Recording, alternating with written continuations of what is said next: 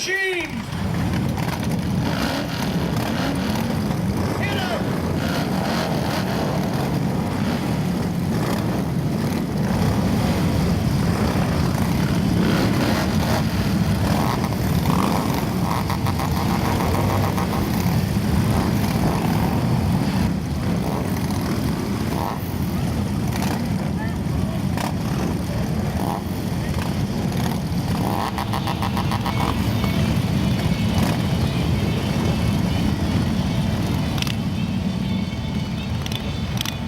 It's a beautiful procession. It's well organized.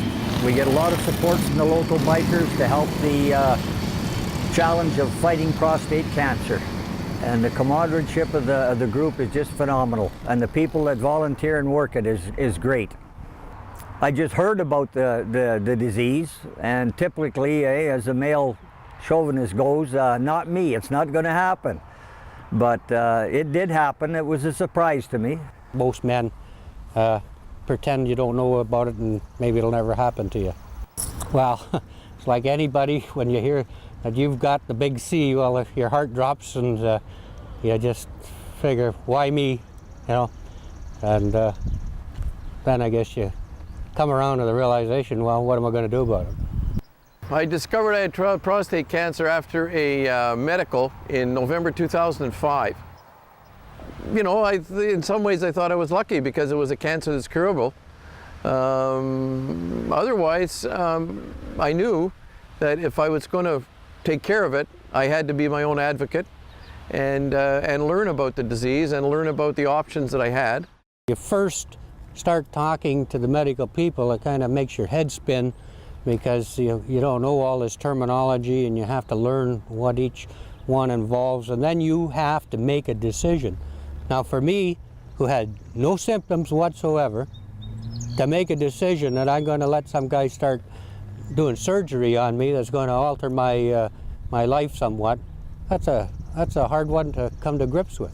I basically didn't want to talk about it because it involves a person's manhood, and being a male, we're very, very proud of that aspect of our lives, and so we kind of kept it secretive for a while. You know, I was kind of ashamed to tell people what I had. I guess it was just the male part of me. People I talk to that are going through it or have had it done, they don't seem to want to talk too much about it because it's about self, how it affects self.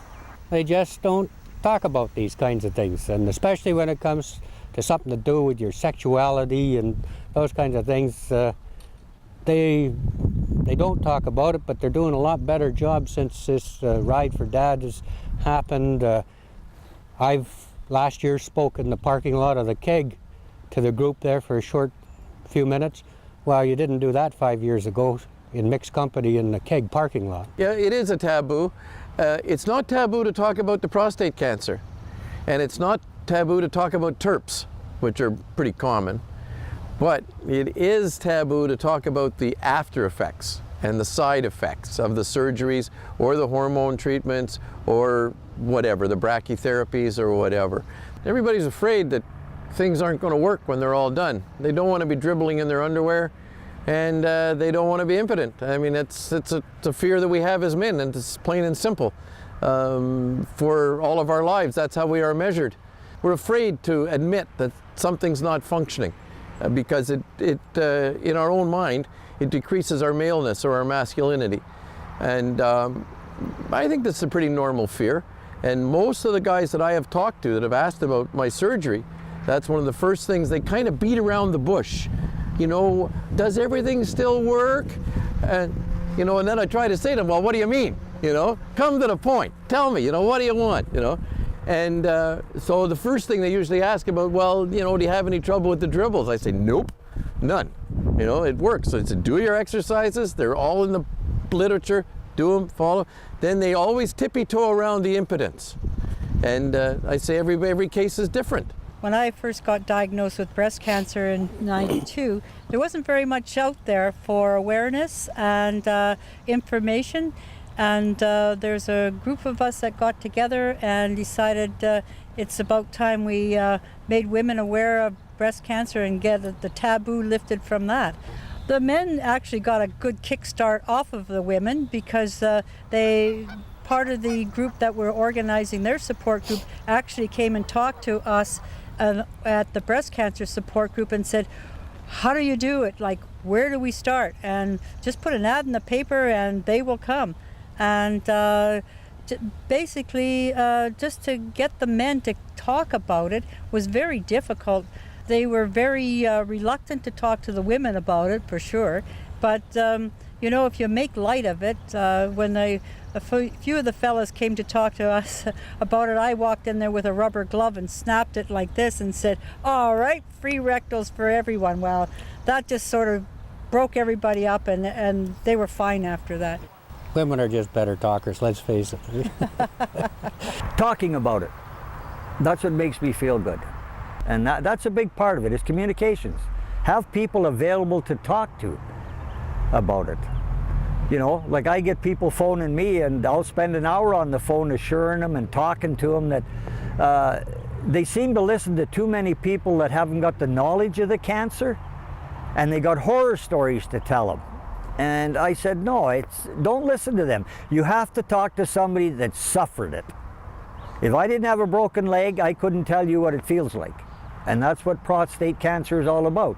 Talk to people that had the treatment, had it done, and then you will know what it's really like.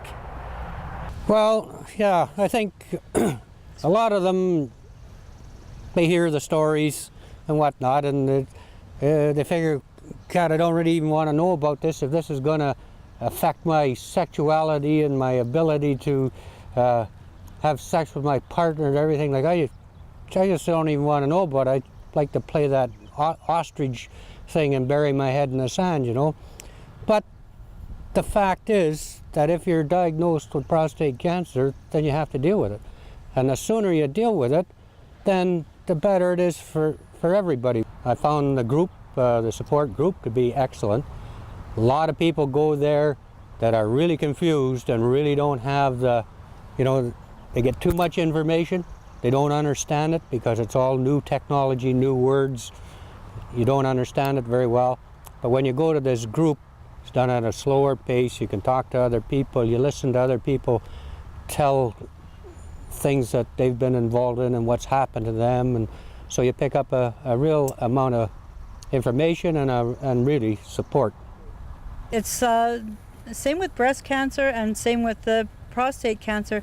It's not just your cancer, it's a family, your friends, cancer also, because everyone is involved. It's just going to take more publicity on TV and advertising, and get it to where the male will, you know, swallow his pride and come out. The backup meetings, support groups we have in town do very good, but you know, they're minimal to the people they touch. We have to get the government to and the health system to start promoting this disease with the male. Breast cancer gets a lot, and I don't know why prostate can't follow suit, because prostate to men is like breast cancer to women. It's a very personal thing to have done to you.